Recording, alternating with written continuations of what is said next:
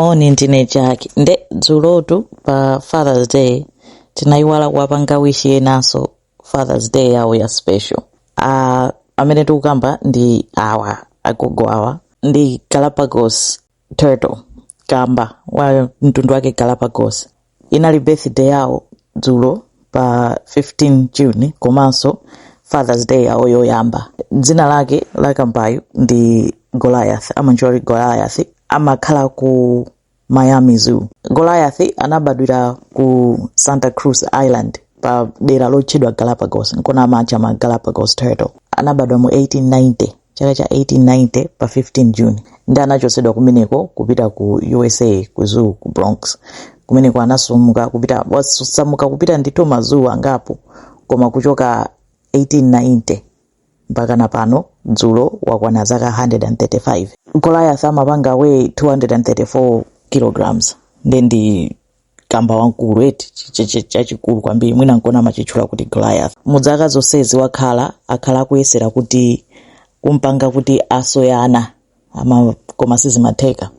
Azimayi osiyanasiyana ndithu amwe akhala kukumana nawo Galapagos anzache, koma sanayambe watani palibe Galapagos wankazi amene anaswapo kufikira mene anazakumana ndi mayi wina dzina lake akuti Sweet Pea.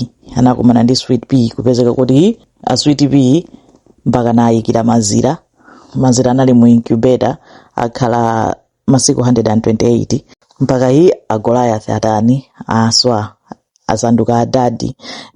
Ndi ujeni yawo yoyamba, Father's Day yawo yoyamba, ndi Father's Day yake so yapeza kuti yagwa pa birthday yawo dzulo. Birthday ya 135 kukhala ndi ana koyamba, anawo anaswa pa 4 June. Ndizoti kunali celebration ndithu kwa Goliath ndi Madam Sweet Pea ali ndi tiana tawo.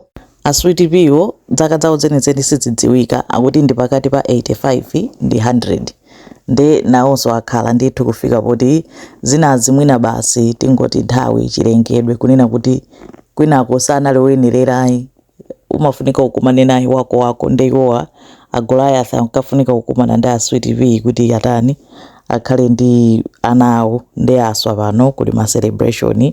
Tinaiwala kuwapanga happy Father's Day dzulo, komanso tinena kuti happy birthday kwa Goliath amene ali kamba okalamba kwambiri kuswa ana pa age ya 135. Zikomo kwambiri.